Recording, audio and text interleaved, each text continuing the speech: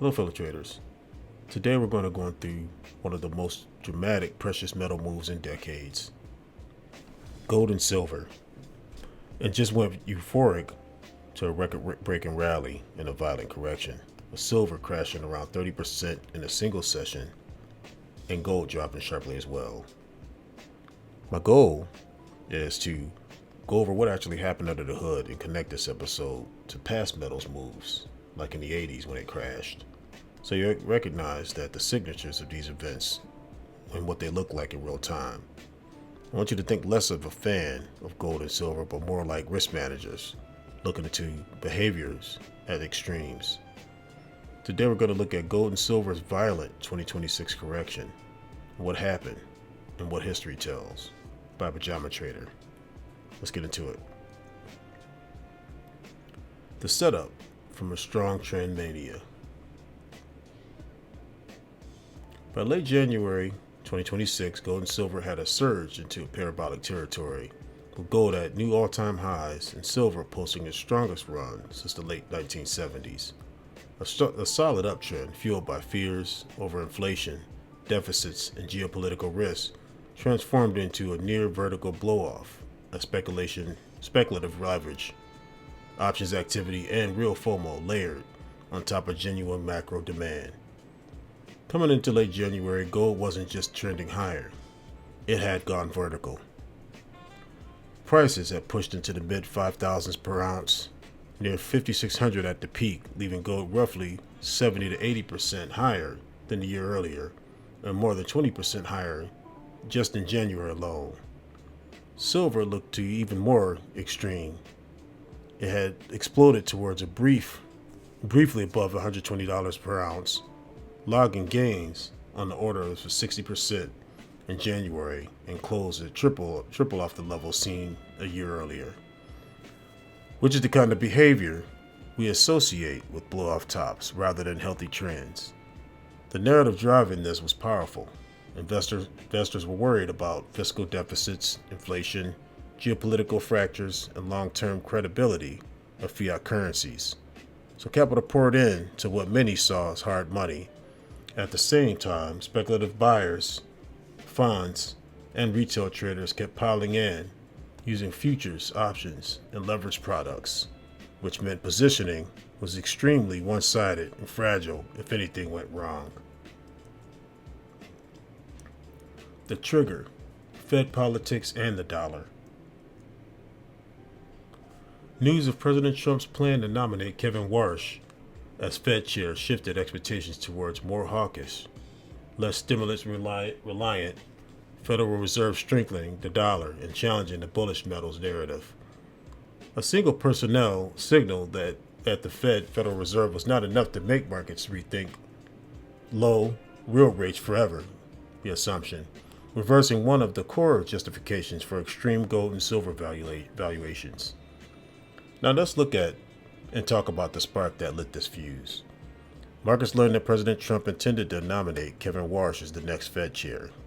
Warsh is widely seen as more hawkish than recent status quo, and has been critical in the past of aggressive quantitative easing and ultra-loose policy.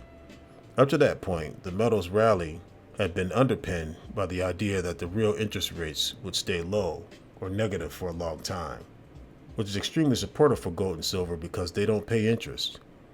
When Warsh's name hit the tape, traders decided to reprice the future of policy. Suddenly, the idea of perpetually friendly Fed looked less certain, and the dollar strengthened, and the tailwind for metals turned into a headwind. The policy itself did not change that day. What changed was the expectations about the future, and the market already stretched to the upside. That shift in expectations was enough to flip the psychology.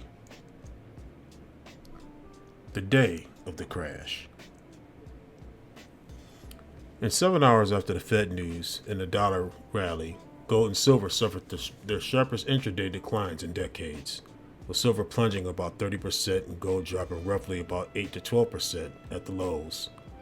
Once the narrative cracked, a market dominated by leveraged longs discovered how little real buying interest existed below the highs, turning a normal pullback into a near bitless air pocket. Once the catalyst arrived, the move down was brutal. During the worst part of the session, gold fell more than 10% intraday, sliding from the high 5,000s towards the 4,900 area, which is one of its steepest single drops on record. Silver's behavior was much more extreme. The peak to trough swing was the order of 30%, with prices collapsing roughly $120 per ounce into the low 80s at the session low, marking one of the silver's worst days since 1980 crash periods. From a trader's perspective, this was a classic air pocket. Liquidity thinned out, bid sizes shrank, spreads widened, and every sell order pushed price disproportionately lower because there were very few but willing to buy it on the way down. And when you see that on the chart, you can ask, does this look like a normal pullback or does it look like the other side of the mania? The visual alone tells you something important broke. Under the hood, leverage and margin.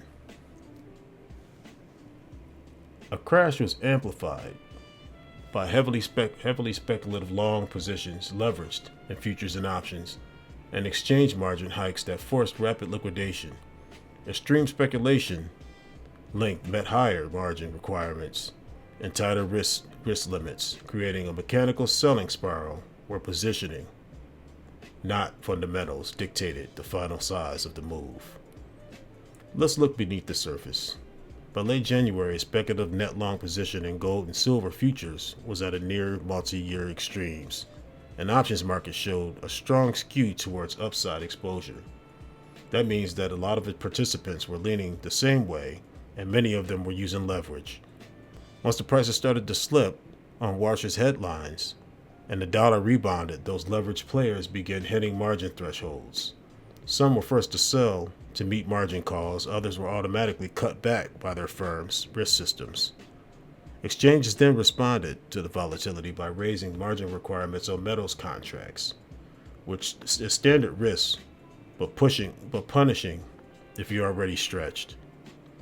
Those higher margin requirements effectively reduced the leverage available and forced additional liquidation right into the falling market. This is the feedback loop that I want you to remember. Lower prices trigger margin calls. Which trigger more selling, which produces even lower prices until the weakest hands are flushed out and stronger hands with actual cash are willing to step in. The cross-asset context. The metals crash unfolded amid volatility in tech, AI-linked equities, and commodity currencies, with a stronger dollar and equity jitters reinforced the broader risk reduction. The silver and gold flush was part of the wider de-risk wave, where pressure in growth stocks, FX, and rates fed back into commodity positioning and risk budgets. This also was not happening in isolation. At the same time, there were sharp swings in big technology and AI-themed stocks, along with notable moves in commodity-linked currencies such as the Australian dollar.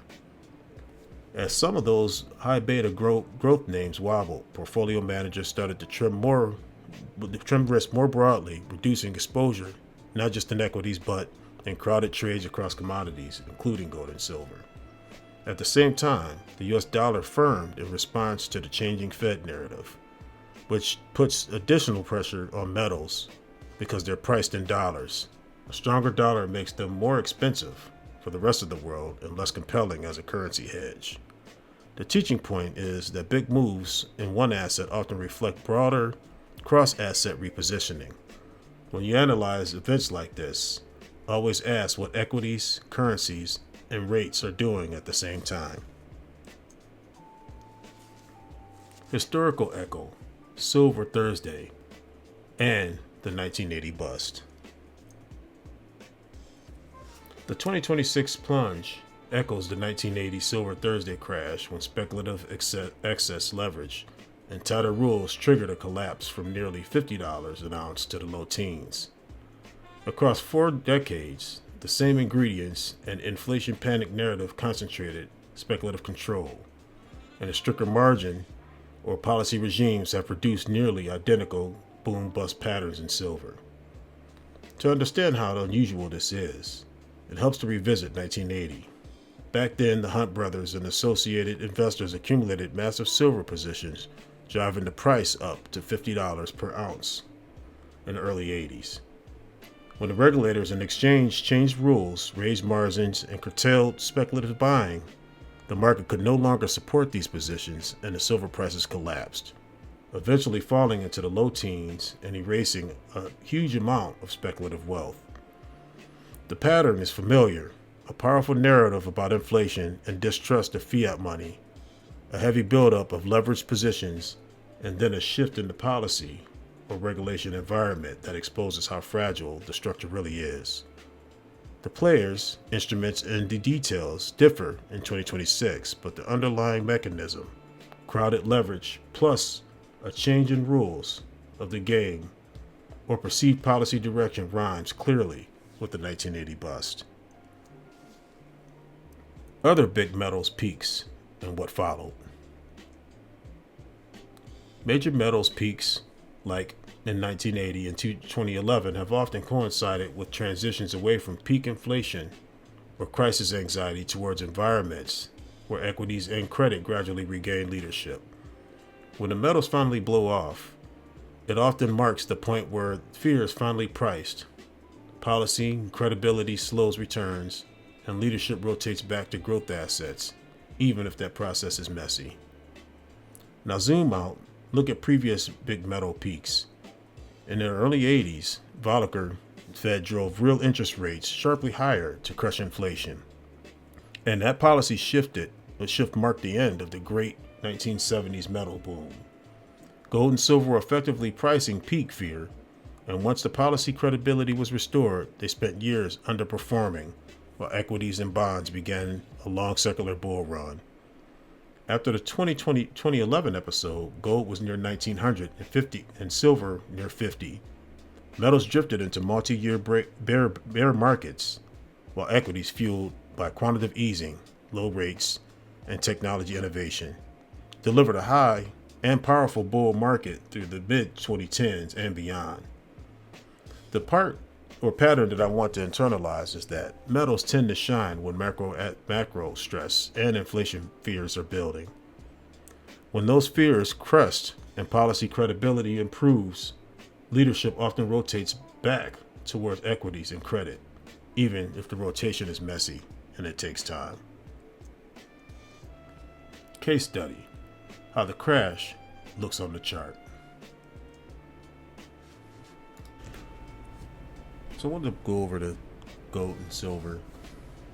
So in 2007, it was traded between 41 and then topped off at 74, pulled back at 100, sort of consolidated, and then took off to these higher levels, pretty much with, very little pullback. Same thing with silver. Started off low, traded, about 32. Then had this pullback to about 14, 15, consolidated, and then had this higher run.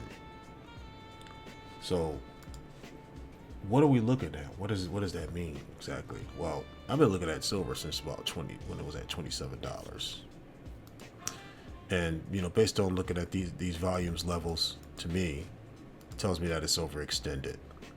And you could tell that because these wicks were getting longer as it ran up. Gold, not so much. You had, some smaller wicks, and then you had this long one here. So, to me, it trades opposite of the S&P. So if these things start to fall off, that means that the dollar is strengthening and the S&P is heading higher, and consumer confidence on the market might be a little higher. And based on that, it tells me that it's not going to hold these levels just like it did in the past, in 1980 and many other years in the past. On gold and silver, on the chart, an orderly uptrend turns parabolic, with gold spiking from the low 400s into the mid 500s, and silver from 60 to 70 towards 110, 120, before the huge reversal candle wipes out the recent gains, and both ETFs settle to lower trading ranges. A mania's end looks like this: steady trend, vertical blow-off, and a climactic crash bar. A weak bounce that fails below the highs, and then a quieter base where new buyers only return at much lower prices. Use those charts, walk through the pattern visually, and first look at the controlled uptrend, then the steep gold and silver spike into the mid 500s around 120, and then for silver around 120. Then a single massive red candle that cuts back through the support, and finally failed the bounce at new lower ranges. If you found value in this, give it a like, share, and subscribe. Thanks again for tuning in.